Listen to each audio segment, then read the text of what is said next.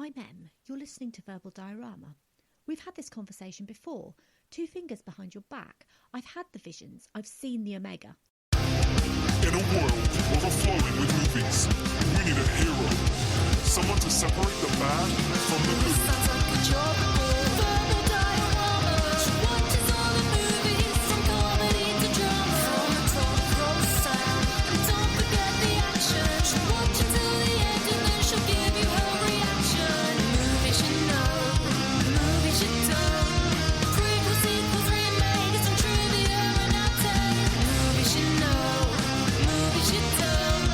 Interesting stories, all the categories.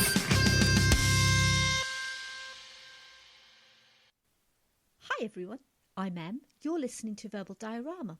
We've had this conversation before. 2 fingers behind your back. I've had the visions. I've seen the Omega. This is episode 20, Edge of Tomorrow. Or if you have the DVD and Blu-ray, Live, Die, Repeat. But we'll get into that later. So it's been about a week and a half since Logan, and I've had such wonderful comments about Logan. People have really kind of rallied behind Logan and how wonderful it is, and especially how emotional I got during Logan. I guess it is a movie that I just find really kind of hits me in the feels every single time. Yeah, I got upset, and it's not something that I like to do, but and it was something that I was going to re-record, but I kind of figured, nah, I'll keep it in because it's, I guess, more authentic that way.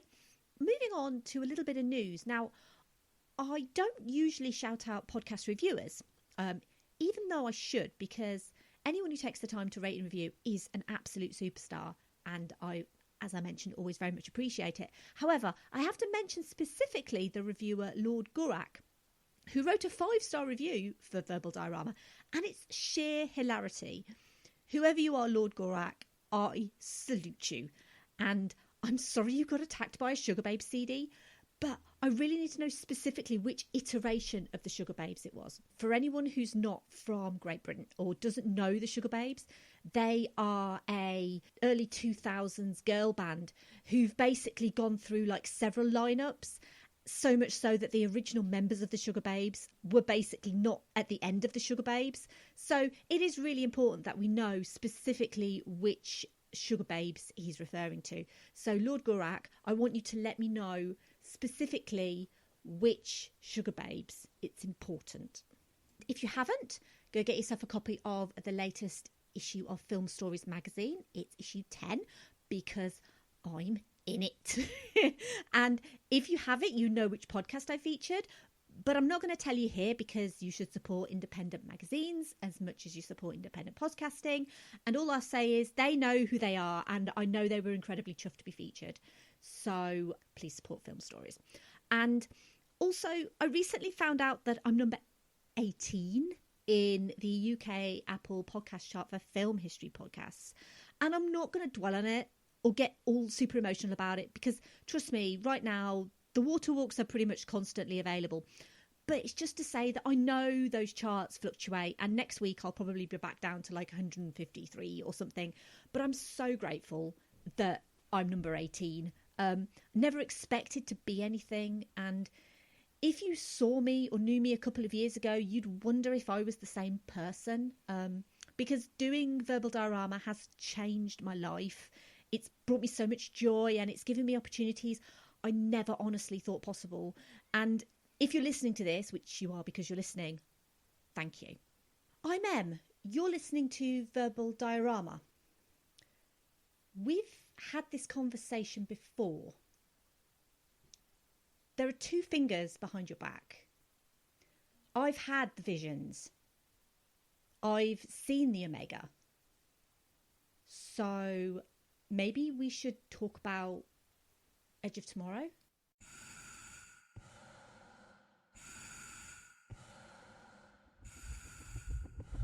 What I am about to tell you sounds crazy. And you have to listen to me. Your very lives depend on it. Can I help you, sir? What day is it? For you, Judgment Day. You just came in with the fresh recruits. 30 seconds to drop! Drop! Drop! Drop!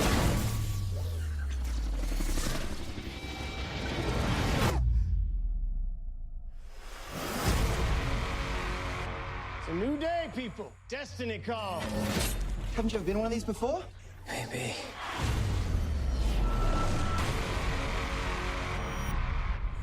Hey, safety! How do I turn the safety off of my weapon? Come find me when you wake up. It's a new day, people. Who said you could talk to me? You did. Tomorrow, at the beach. We meet. You do know what's happening to me.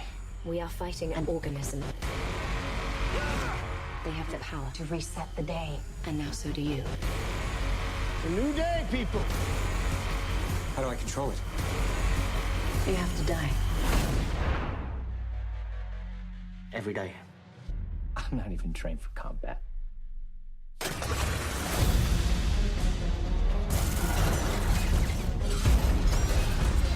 Again. Your leg's broken. No, I can still feel my toes. Then we better start over. Come on. I can't do this. I'm not a soldier. You're a weapon. Every time you die, you get smarter. And you're gonna make sure that we can win. This is as far as you ever make it. Why does it matter what happens to me? I wish I didn't know you, but I do. They know we're coming!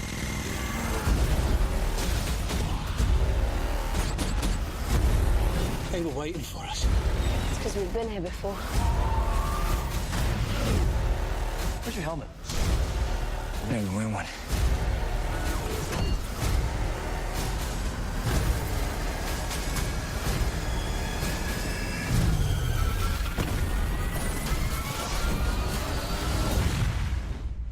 How many times have we been here? How many times? Punch it! Punch it!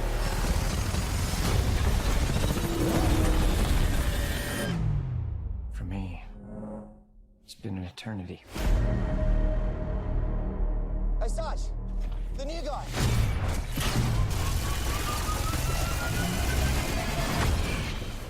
What's his name again?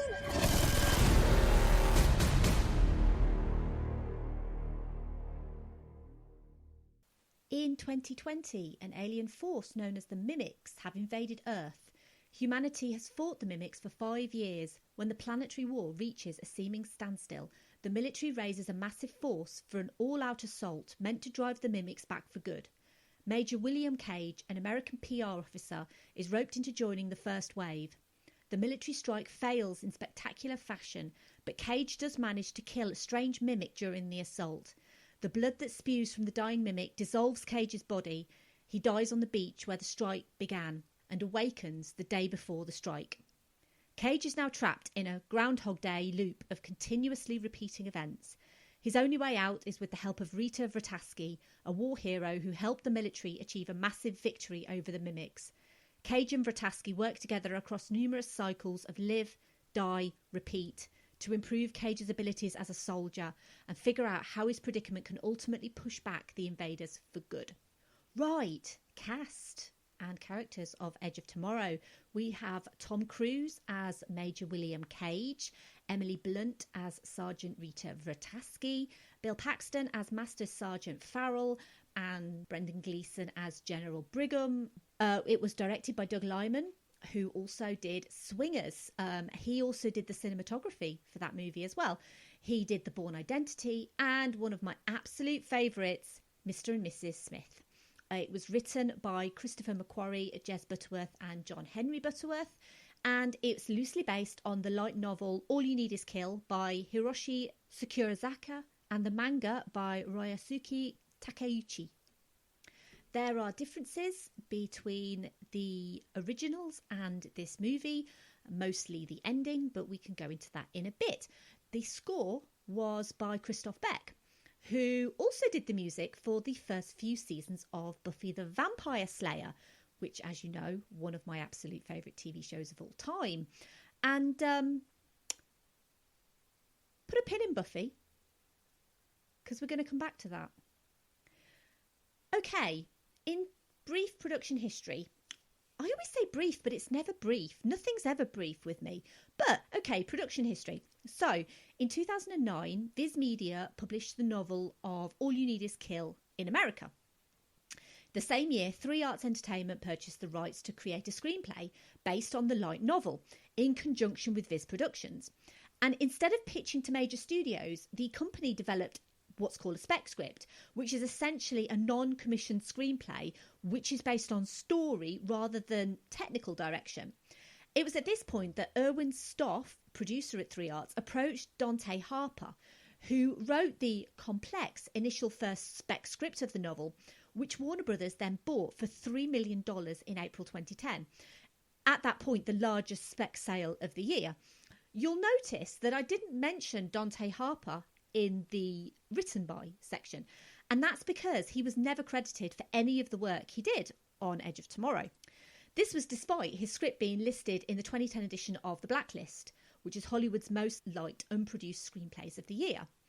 In May 2011, Doug Liman was hired to direct the movie, and in June of the same year, Joby Harold was hired to rework the screenplay. It was Brad Pitt who was their first choice for the role of William Cage, but he turned it down. And then it was his co-star of Interview with the Vampire, Tom Cruise, who was then approached, and he signed on in December of 2011.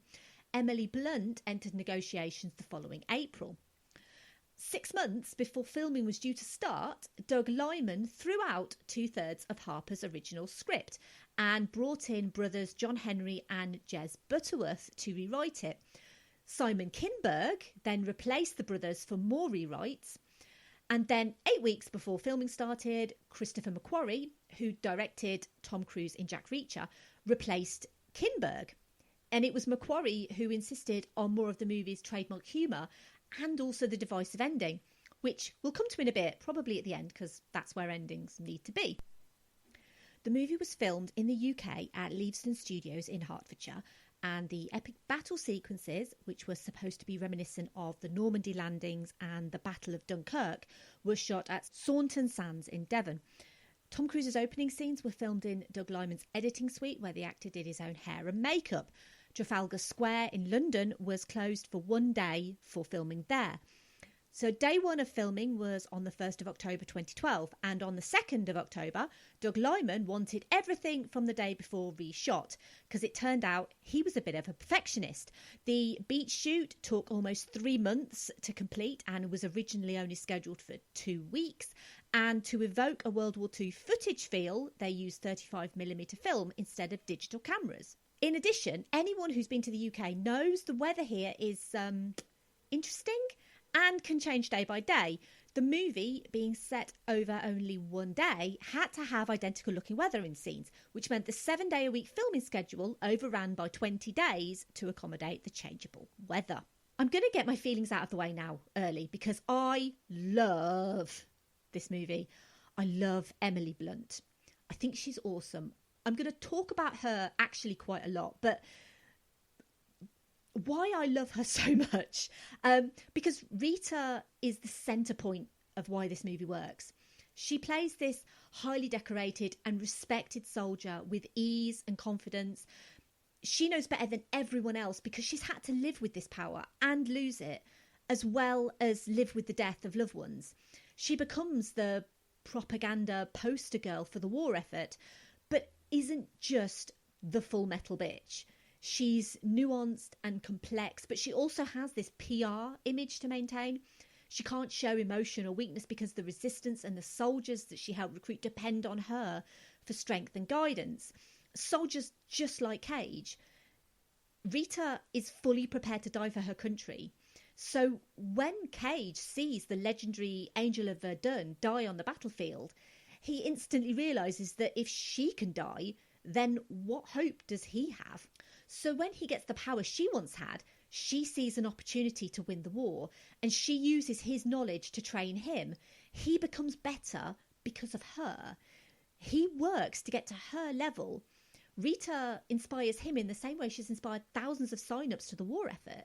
He believes in her, despite him having this special power and essentially being, in inverted commas, the chosen one, because he knows without Rita, he's doomed to just keep reliving this life. Rita's his inspiration, and it's really rare in modern Hollywood. We see a male character aspire to be a female character. And not only that, have a female character so necessary in the story that if you remove her, the male character can't save the day. And vice versa. Because that, ladies and gents, is teamwork. It's the pure and simple fact that this man and this woman are a team. They need each other. He's not just there to be the all-action hero, and she's not there to just be the love interest. The romance element can appear tacked on to make the film appeal to more people, but his love for her, I can 100% believe, mainly because it's Emily Blunt, but also he's spent countless days with her, learning from her, working with her, and watching her die. And yet he never takes advantage of that fact. He never assumes that she loves him because she's only known him for one day. And even though he's known her longer, his love for her is so deep. And so when she kisses him, it's almost like she knows it's the end for them both, as he no longer has the power. And she gives him that one final piece of solace that he can take. It's not a romantic kiss. It's more of, this is the end for both of us kiss. But she knows how much it would mean to him. And also wholly improvised by Emily Blunt, who, did I mention, is outstanding in this movie. I do often think, as much as I enjoy Scarlett Johansson in the MCU, despite the dubious content she's given and her own real-life faux pas, what Emily Blunt could have done for Black Widow, I think she could have actually been really, really good. And I kind of feel like this Emily Blunt kind of almost renaissance that she's having, the fact that people are all of a sudden kind of standing up and taking note of Emily Blunt, sort of following this, and also Mary Poppins Returns, which I'll still argue is a good movie, but only really because of Emily Blunt and how fantastic she is as a character, because it is generally just a rehash of the original. But Emily Blunt is so good. And also A Quiet Place, which was obviously directed by her husband John Krasinski, and he co-starred with her, and she's just great in A Quiet Place. It's not the sort of movie that I normally watch, but I watched it for her and for John Krasinski because I love both of them, and oh, she's so good. I feel like we've got to this point, like all of a sudden really quick, and I kind of didn't intend to. But let's talk about Tom Cruise, because Tom Cruise is arguably one of the most well-known names in Hollywood. Whether you know him for Top Gun, Mission Impossible, for couch jumping, or slightly dubious religions, you will know the name Tom Cruise. His career spans almost 40 years, but it's had its ups and downs. And in the early 2010s, he had a few misfires. So Night and Day should have been great. It wasn't. Then Ghost Protocol, which is my favourite Mission Impossible movie ever. I love Ghost Protocol. That followed Night and Day. And then he had Rock of Ages. And then Jack Reacher and Oblivion. 2 so-so movies. And after the lacklustre Oblivion, I didn't enjoy Oblivion really much at all. I don't even really remember Oblivion. He did Edge of Tomorrow, which is instantly memorable. And it's great Tom Cruise. And Tom Cruise, for me personally, is at his best when he's not Tom Cruise. And I feel like I need to explain that. So Tom Cruise, handsome, all-round nice guy that he is, does a lot of the same sort of movies. You know, he has a niche, and I find his niche a little dull. I know that he can play sort of suave, charming, action hero, and I know he can run because he runs a lot, and I get that. But the best Cruise is the against type Cruise. So, for example, Lestat in Interview with the Vampire. Anne Rice apologised for her comments because she actually came out when he was announced to play Lestat, and she was like, this is a terrible idea. He's going to be a really bad Lestat. She should know. She wrote the character. But then after the movie came out, she apologised. And she said, basically, I saw Tom Cruise in the role and he was great. And he is really great in that movie. And similarly, Les Grossman in Tropic Thunder. He's really allowed to go completely OTT. He's wearing a fat suit. He has like really hairy arms and hairy chest, and it looks really weird, and he's basically dancing, and he is like gross, but he's the best thing in that whole movie pretty much. There's a lot of his movies that I haven't seen, so I'm not going to turn around and say I'm a Tom Cruise aficionado. I've not seen something like American Made. I've not seen Collateral, and those are two movies specifically where people rave about his performances. But I want to see more great Tom Cruise. I don't want more The Mummy 2017. Oh, crikey. I talked about that a little in the Mummy episode that I did because of how much I love The Mummy from 1999. It's so much better. Seriously. Please don't see the Tom Cruise Mummy. Please see the Brendan Fraser, Rachel Weisz Mummy instead. And it's interesting because Edge of Tomorrow sounds like a very atypical Tom Cruise action movie. And in many ways it kind of is. But the character of William Cage is such a smarmy PR coward. He's so intent to get out of the line of fire that he blackmails his general. It's so unlike the usual Tom Cruise hero. The fact that usually in a Tom Cruise movie, Tom Cruise, or the character that Tom Cruise is playing, knows what he has to do, like immediately. But William Cage knows nothing about war, knows nothing about fighting, and knows nothing about surviving this day. He's not trained. He has to learn. And I specifically love the humour in this movie. Every single time at the sort of the first quarter of this movie where Cage is dying over and over and over, it's hilariously funny. Tom Cruise has a really great sense of humour, and I think that's really apparent in some of the roles that he plays. And his comic timing is so great. And it's clear from the trailer that Warner Brothers were banking on Tom Cruise's ability to helm an action blockbuster. He's very much the focal point of a trailer for a movie that's actually more than sort of the standard Tom Cruise action fodder. In fact, we rarely see Emily Blunt in the trailer. And this is another issue with how the movie was perceived because they really didn't know how to market it. It's an adaptation of material that's practically unknown in the West, so they couldn't market it under that banner. It's easy to look at trailers retrospectively, I think, and say, well, that's nothing like the finished product. But really the only weapon they had was Tom Cruise, and the demographic, usually male, aged over 25, that he attracts. On release, it was pitched against Maleficent and The Fault in Our Stars. And The Fault in Our Stars actually beat Edge of Tomorrow on its opening weekend in America. And whilst Emily Blunt really, really is so fantastic in this movie, it is a Tom Cruise vehicle. And without him, the movie probably would have suffered more than it did. And whilst it wasn't a massive box office flop, it really didn't do as well as it should have. It cost $178 million and it made $378 million worldwide. But only $100 million was in the US. And this was despite an overwhelmingly positive critical reception. It still sits at 90% on Rotten Tomatoes and is widely considered to be one of the best original sci-fi movies of recent years. To put it in perspective, several weeks after Edge of Tomorrow came out, the fourth Transformers movie came out, and it made $300 million just in its opening weekend. That's depressing. Edge of Tomorrow did, however, make more than John Wick, which came out several months later. You didn't think I could get a Keanu reference in, but I did. And these links get more and more tedious every single time I do them, but I'm not going to not do them. It's also worth mentioning that both Tom and Keanu are men in their 50s, and both are doing their own stunts and are generally more fit than men half their age. For reference, Tom is 2 years older than Keanu, and whilst they're of a similar age, they've never actually done a movie together. And I'll admit, I'd be down for a generic Tom Cruise action movie if it was him and Keanu. Make it happen, Tom. Sounds perfect. I'd only see it for Keanu, though. Tom Cruise just doesn't do it for me in the same way. I want to talk a little bit about the source material. So All You Need Is Kill was released first as a light novel in 2004, and then a manga published between January and May 2014 in Weekly Young Jump magazine and Weekly Shonen Jump magazine in Japan. The stories are similar between the light novel and the manga and the movie, with a few major differences.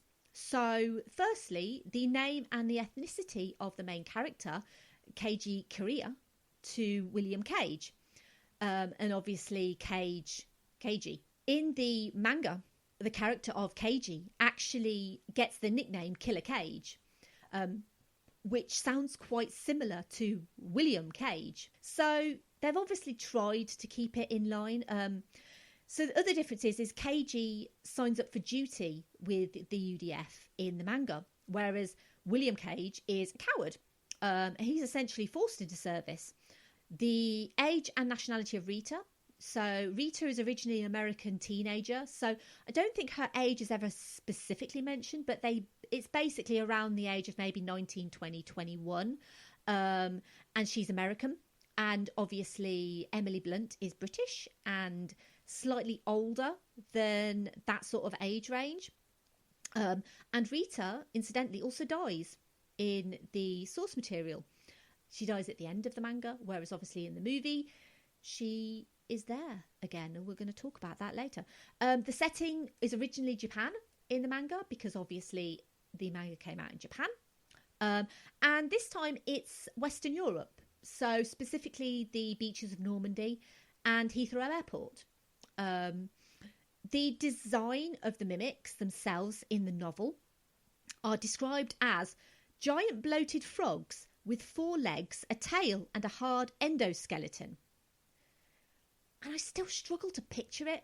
And I've not actually read the manga, and I've not seen images. And maybe I should have actually seen an image before I started recording. But I really love the design in the movie with the tentacles and everything like that, because I think the fluidity of the movement is actually quite hypnotic. And yeah, I think that the design of the actual mimics in the movie is just so great, especially the fact that they can bury underground and come up. I mean, it's the stuff of nightmares, really, to have something under your feet kind of come up and kill you. But oh, it's so good. Going back to Scott Pilgrim, which is strange, but stay with me here. So Scott Pilgrim, I mentioned, is probably the best video game movie that's not based on a video game. And I kind of feel like Edge of Tomorrow gives it a bit of a run for its money, because the way Edge of Tomorrow is shot, especially at the start when Cage is on the battlefield for the first time, it's shot as if it were a first-person shooter. And you kind of have this like haphazard firing of this gun, which is very much actually the way that I play first-person shooters. This is why I don't play first-person shooters, because I'm terrible at it. And also the way that mimics are hierarchical. So almost like when you have like a generic soldier, when you have a level boss, and then when you have like the complete game boss, and obviously the ability to reset to a specific point, as in like a saved game. In many ways, the sheer tenacity and determination of Cage in Edge of Tomorrow is admirable, because talking of the reset point, the saved game, he relives this event so many times, just like playing a video game, learning something new, and each time, because in his world, this is real life, he has to see people die. And each time he has to see Rita die, it has to mentally affect a person. It's not something that we see that much of, only that he kind of becomes less cowardly, more battle-hardened as the movie progresses. And to be honest, that's probably what made the Full Metal Bitch in the first place. Because as I mentioned, for me, Rita is really the heart and soul of this movie, and Emily Blunt can really sell this kind of battle-hardened soldier just as much as she can sell the vulnerable side of Rita that she ultimately shows to him. And additionally, the stubborn, I'm going to go to the helicopter anyway, even though you've told me I'll die. And I get that a lot of people were frustrated with that side of Rita, that she would believe Cage up to a point, and then she would kind of go against what he said. But that's the soldier in her. She kind of always has to keep trying, and she always has to believe that there's another way. Rita is every bit the equal of Cage, and in many ways, she's more. She trains him, she teaches him. Every time they relive the day, he finds her and they train. And without Rita and her knowledge of the time loop specifically, humanity would be doomed. Before Rita realises Cage has the power, she takes his ammo as he dies. And she has no qualms about it. She's just like, dude, you're dying, I'm taking your stuff. As you would. If you were playing a first-person shooter game, if someone's down, you will take their ammo. After she realises that Cage has the power, she tells him to find her when he wakes up, because she knows what she needs to do to win the war is to keep the power on their side. Additionally, her knowledge of the resets is the main reason why she uses a melee weapon, which is actually helicopter blades, which I find so fascinating, especially with the helicopter at the end. But she uses that instead of guns because she's learned that guns run out of ammo. And what's the point of fighting these creatures if you've got nothing to fight them with? When Cage meets Rita for the first time, she's doing a yoga move. And I need to mention it because it's called a planche. And I've studied yoga sort of on and off for almost 20 years. And let me tell you, I can't do that. Oh my God. Another reason why I love her so much. So a move like that takes so much core strength, shoulder strength, back strength, arm strength, wrist strength. Good God, have I mentioned Emily Blunt is awesome? And she can genuinely do that in real life. I struggle with crow pose. Oh God, I'm so embarrassed. I've been doing yoga for so long and I still can't do a good crow pose. Obviously, she trained extensively. She and Tom Cruise trained extensively. And the actual battle suits, so the exoskeleton suits, on average, they weighed 85 pounds and they were specially made and fitted for both. And obviously walking in these suits had to be practiced and perfected. And of course, Emily Blunt had to look like she'd been wearing the suits forever. And Tom Cruise had to look like he was learning. So, you know, there had to be sort of a performance element in how they actually walked in these suits. And just to add to the general awesomeness of the Emily Blunt episode of the podcast, she found out after the initial filming was complete that she was pregnant with her first child. And then she got the call to say she had to go back for reshoots. And whilst before she was pregnant, she was happy to do stunts. Naturally, now that she was pregnant, she didn't want to. And Tom Cruise actually noticed that she was hesitant to do stunts. And so she actually confided in him that she was pregnant. And he was the only other person who knew other than her own husband, John Krasinski. So not only is she a total badass in this movie in general, for some of these scenes, she was pregnant. I mean, if you're not signing up to the Emily Blunt fan club yet, I don't know what it will take. She's amazing. Oh, I love her so much. I mentioned before about the title of the movie. So the movie, when it came out, was called Edge of Tomorrow. Now, it's very important to have a good title for your movie. A title that's maybe descriptive, that rolls off the tongue, that's something to do with your movie, and that, most importantly, audiences are going to actually engage with. So the movie was originally going to be called All You Need Is Kill, after the light novel and the manga. But apparently having kill in your title is bad. So Doug Liman basically said, I want the movie to be called Live, Die, Repeat. But executives at Warner Brothers preferred Edge of Tomorrow. And so when the movie did poorly at the US box office, the name was primarily blamed. And let's be honest, it is a rubbish nondescript name, but I don't think you can completely fully blame the name for the issue. But when it came out on DVD and Blu-ray, the movie was essentially rebranded as Live, Die, Repeat, Edge of Tomorrow. Bit of vindication there for Doug Liman, but it's ever so confusing to have a movie that's essentially got two titles, and the Live, Die, Repeat is now pretty prominently used. It's even used on Rotten Tomatoes. If you search for Edge of Tomorrow, the actual page that comes up is called Live, Die, Repeat, Edge of Tomorrow. So it's generally kind of known that the movie is kind of known as both now. I want to talk about the ending of the movie because we're kind of almost at the end of the podcast now. The end of the movie essentially has Cage kill the Omega, and the Omega's blood seeps into him underwater and he awakens again.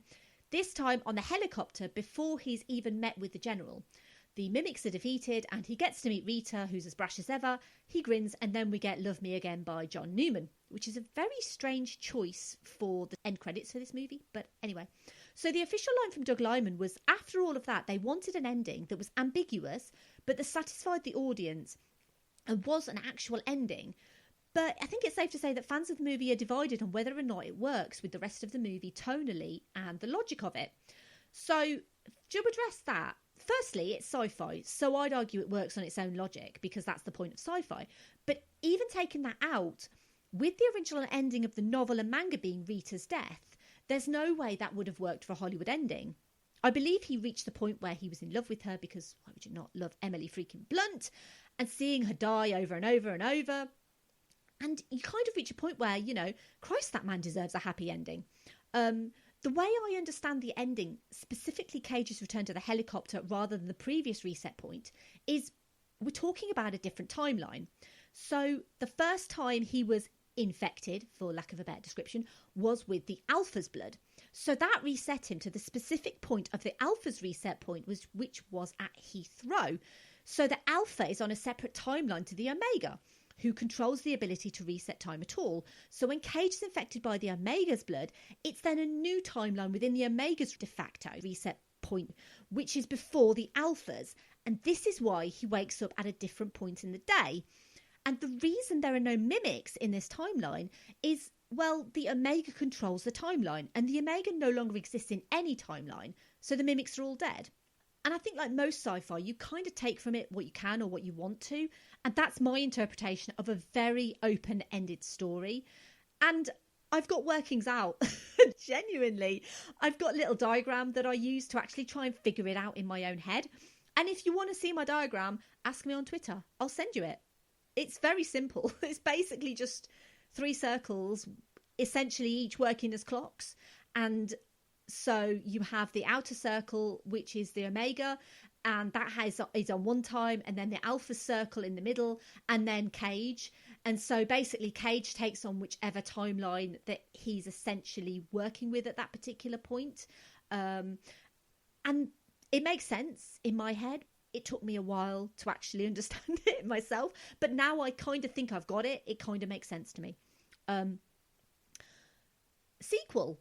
So a sequel to a great standalone sci-fi movie is never necessary, and I'd always argue that Edge of Tomorrow / Live, Die, Repeat / whatever you want to call it does not need a sequel. It never has, it never will.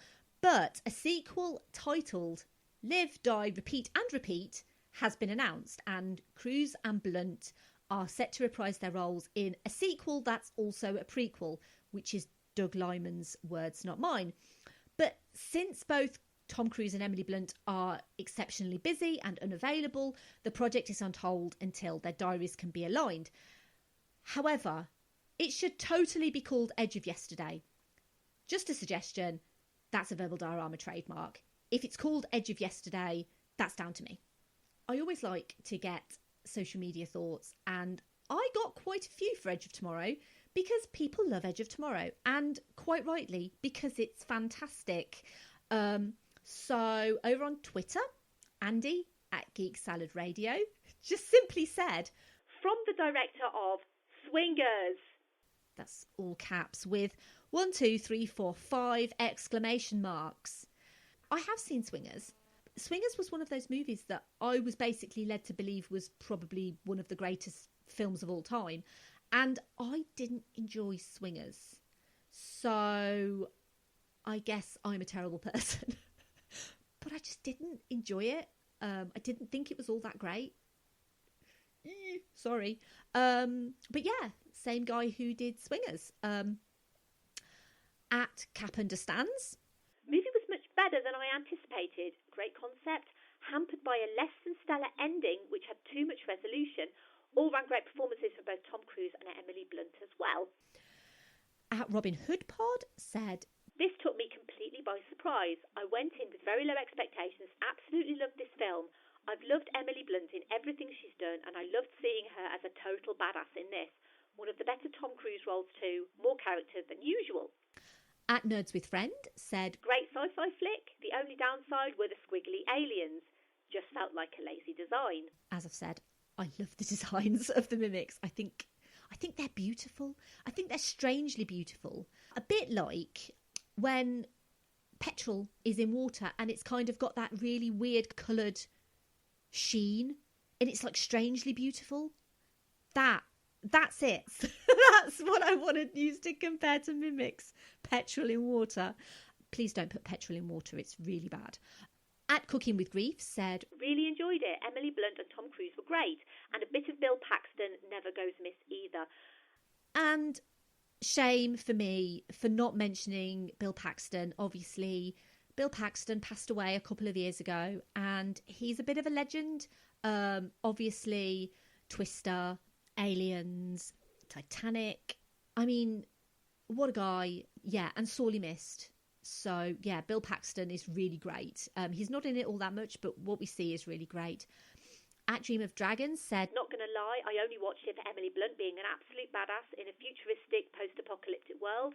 Oh, and seeing Tom Cruise in one of two roles I actually enjoy watching him in.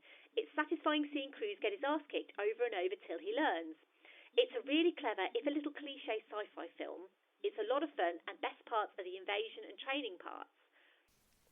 At Trevor Carley said, I really love this film. It oozes charm and was surprisingly super funny. It also does a great job portraying a real-life video game. Where video game-based movies fail, this one succeeds by not following a video game story and instead following a video game narrative structure. Absolutely, 100%. At Kevin the Critic simply said, I loved it. At 30 Podcast said, I'm such a time travel junkie, so I really enjoyed this one. This movie would have done so much better at the box office if the marketing folks, or whoever was in charge of changing the title, etc., didn't screw it over, I think. Yep. At JohnBoy274 said, brilliant, I loved it. And over on Instagram, at Shuffle Online said, one of the most underrated films this decade, most likely due to Tom Cruise hate, but this film is one of the best sci-fi action movies. At Fueled Funny said, brilliant soundtrack, interesting story, a bit video game in places, but Cruise puts 110% into it and Emily Blunt is fantastic. 8.5 out of 10. Which I think is a fair score, but I'd probably go a bit higher, to be honest. At TFGIF Podcast, I finally saw this a couple of months ago and I liked it, but I think I missed some things and will probably need to do a rewatch. And I do think this is a movie that does actually get better and better on rewatch. Because I think you can pick up little things that you didn't quite get before.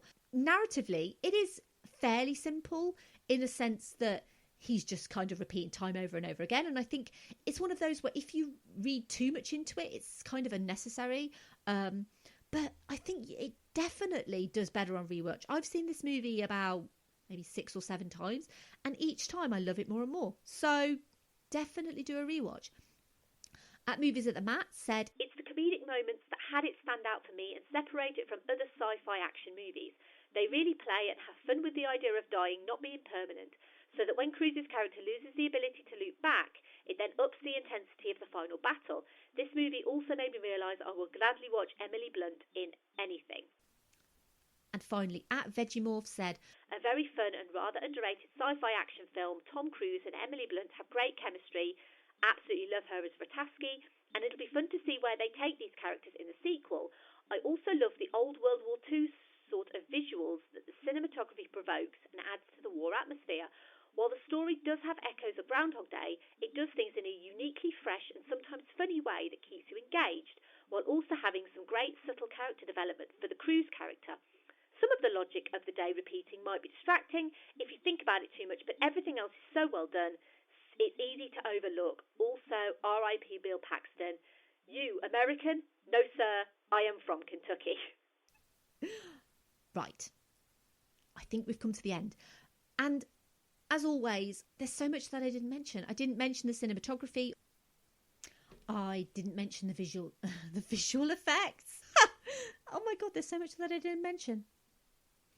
It's such a great, fun, funny, interesting, wonderful, amazing movie. And it's really not, I think, given the credit that it deserves. I think a lot of people wrote it off because of the Tom Cruise kind of standard action fodder thing.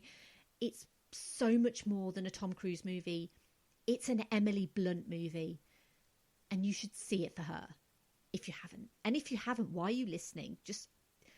You should know by now that I fully spoil everything. But seriously, it's a great Emily Blunt movie. Go see it. Thank you for listening. As always, I'd love to hear your thoughts on Edge of Tomorrow, or indeed Live, Die, Repeat, whichever. Up next is episode 21, and it's a total change of pace for me. It's almost Halloween, so I'm going to look at the complete opposite of a scary movie. I'm going to go and have a look at a delightful piece of comedy joy. We're going to Harvard Law School, guys. What? Like it's hard? Legally Blonde. I haven't really covered any comedies on Verbal Diorama. Nothing that's kind of an out-and-out comedy like I think Legally Blonde is. And this is one of the best. I adore Elle Woods completely. It's endlessly rewatchable. I'm so excited to discuss Legally Blonde. If you like this episode, I've also done episodes on, here we go, Titan AE, Captain Marvel, Dread, Who Framed Roger Rabbit, Sky Captain and the World of Tomorrow, Pleasantville, Cabin in the Woods, Speed, Aladdin 1992-2019, Pirates of the Caribbean, The Curse of the Black Pearl, X-Men Dark Phoenix, Charlie's Angels 2000, The Mummy 1999, The Matrix, John Carter, Willow, The Iron Giant, Scott Pilgrim vs. the World, and Logan. And they can all be downloaded wherever you get your podcasts from. You can follow me on Twitter, Facebook, Instagram, YouTube and Letterboxd at Verbal Diorama. You can email me general hellos, feedback or suggestions, verbaldiorama@gmail.com. My website is verbaldiorama.com.